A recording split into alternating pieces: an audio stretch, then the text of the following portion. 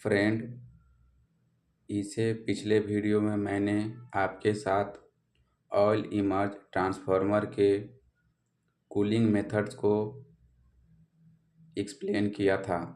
यह last cooling method है oil emerge transformer के लिए, जिसका नाम है ऑयल फोर्स वाटर फोर्स। इस प्रकार के ट्रांसफार्मर में हम क्या करते हैं कि हमारा जो हीट एक्सचेंजर में ठंडा पानी आता है, उस ठंडे पानी को भी हम क्या करते हैं, किसी प्रेशर पंप के द्वारा एक हीट एक्सचेंजर में इंजेक्ट करते हैं और एक सक्शन पंप के द्वारा गर्म पानी को बाहर निकाल दिया जाता है। और जो हमारा इंसुलेटिंग ऑयल रहता है, उस लाइन में भी हम क्या करते हैं, एक पंप को लगाते हैं, जिससे कि हमारा जो नेचुरल कन्वेक्शन का प्रोसेस हो, टेम्परेचर का भरोसे ना हो, बल्कि हम उसमें प्रेशर पंप के थ्रू करते हैं, जिससे कि हमारा टेम्परेचर कंपनसेशन काफ़ी ज़्यादा अच्छा और इफ़िशियंट हो जाता है। हम ट्रांसफार्मर ऑयल का टेम्परेचर हाई होने तक और उसके ऊपर जाने तक, फिर रिटर्न आने तक वेट नहीं करते हैं, बल्कि हम हीट एक्सचेंजर में पानी का भी फ्लो बना के रखते हैं और मेन टैंक में हम इंसुलेटिंग ऑयल का भी फ्लो बना के रखते हैं। यह ज़्यादा प्रिसाइज पावर ट्रांसफार्मर में प्रयोग होता है। यह आमतौर पर 100 MVA तक के या उससे बड़े साइज के ट्रांसफार्मर में प्रयोग होने वाला बहुत ही पॉपुलर मेथड है। थोड़ा यह मेथड काफ़ी महंगा पड़ता है, इसलिए सामान्य तौर पर इसे आर्क फर्नेस, LF वगैरह में प्रयोग किया जाता है।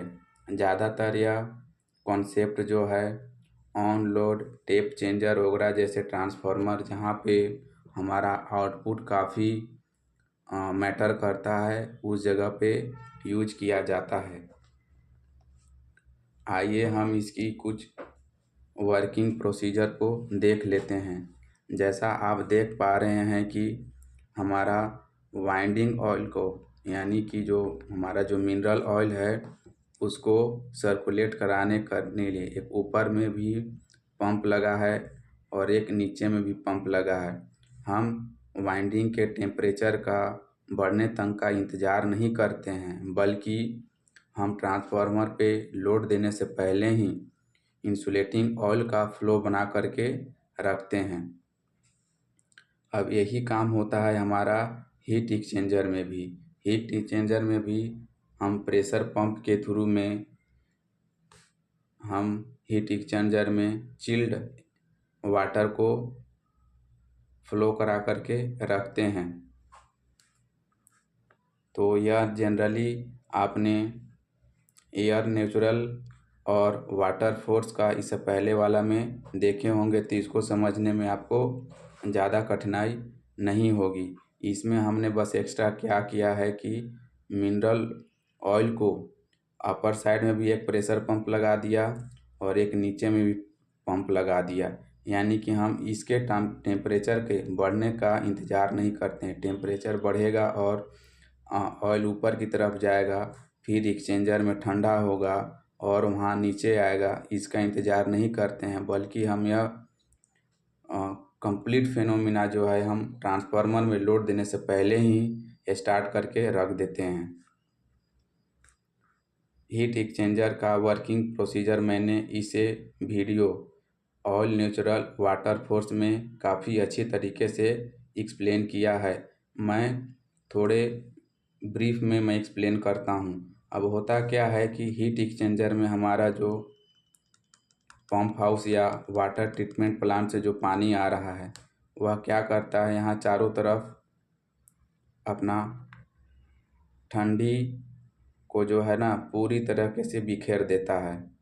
अब उसी दरमियान क्या होता है कि यहाँ से जो गर्म ऑयल आती है वह क्या होती है कि यहाँ से धीरे धीरे हीट एक्सचेंजर में टकराती है। मैंने रेड कलर को जो है गर्म इंसुलेटिंग ऑयल को डिनोट किया है।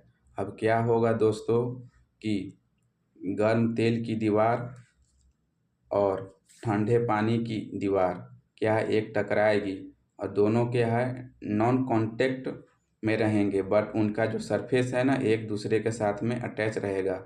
तो मान लीजिए कि इसका हीट अगर 65 डिग्री पे है, 60 डिग्री पे है और यह 30 डिग्री पे है, तो यह क्या करेगा कि इसका पूरा जो हीट है इसमें आ जाएगा और यह गर्म हो जाएगा और गर्म होने के बाद यह आगे की तरफ बढ़ जाएगा। तो इस तरीके से हीट एक्सचेंजर का वर्किंग था। अगर हम इसकी एडवांटेजेस की बात कर ले तो यह कूलिंग मेथड काफ़ी हाई प्रिसाइज और काफ़ी इफ़िशियंट होता है। यह ट्रांसफार्मर ऑयल का टेम्परेचर बढ़ने का वेट नहीं करता है। इसका ऑपरेशन साइलेंट होता है। इसमें किसी भी प्रकार के ट्रांसफार्मर के पास तो मूविंग पार्ट्स नहीं हैं और जो पंप भी लगे हैं वह काफ़ी साइलेंटली ऑपरेट करते हैं, तो ज़्यादा नॉइज़ भी नहीं बढ़ता है। कॉम्पैक्ट फुटप्रिंट, हम इसमें क्या किए हैं, बड़े बड़े प्रेशर पंप जेट पंप नहीं लगाए हैं और ना ही रेडिएटर का यूज हुआ है, तो जिससे क्या होता है कि ट्रांसफार्मर का साइज काफ़ी छोटा हो जाता है। तो यह इसकी 3 मेजर एडवांटेजेस थी। अब इसकी डिसएडवांटेजेज ये हैं कि इसमें हमको क्या करना पड़ता है, हमको वाटर का टेम्परेचर प्रेशर है ना, फ्लो रेट को कंटिन्यूअस हमको मॉनिटर करना पड़ता है। अगर कुछ भी मिसमैच हुआ तो ट्रांसफार्मर को ट्रिप करा देता है, इसलिए यह कूलिंग मेथड थोड़ा सा हाईली मेंटेनेंस खोजता है। हीट एक्सचेंजर के पास हमारा जो है मॉइस्चर को मेन टैंक की तरफ में बढ़ने से रोकने के लिए हमको टाइट फिटिंग, प्रॉपर इंसुलेशन का टाइम टू टाइम मेंटेनेंस की आवश्यकता होती है, इसलिए यह थोड़ा हाईली मेंटेनेंस है। और source dependency, water treatment plant में इंस्ट्रूमेंट के कंटिन्यूअस वर्किंग एंड मॉनिटरिंग में हमें पावर की सप्लाई की आवश्यकता होती है। अब होता क्या है फ्रेंड कि यह हालांकि तो ये जो कूलिंग है हीट एक्सचेंज का प्रोसीजर जो है नॉन कांटेक्ट रूप में होता है, बट फिर भी किसी तरीके से लीकेज हो करके हमारा मॉइस्चर जो है मेन टैंक की तरफ अगर गया तो उसे इंसुलेटिंग ऑयल का बीडीबी वैल्यू जो है डाउन हो जाता है और यह अल्ट्रा हाई पावर ट्रांसफार्मर के लिए सही नहीं है। यह बहुत बड़े एक्सीडेंट जैसे कि शॉर्ट सर्किट या ब्लास्ट का कारण भी बन सकता है। तो समय समय पर हमें हीट एक्सचेंजर वाली लाइन को इस लाइन को खासकर हमें प्रॉपर क्लीनिंग करने का ज़रूरत पड़ता है।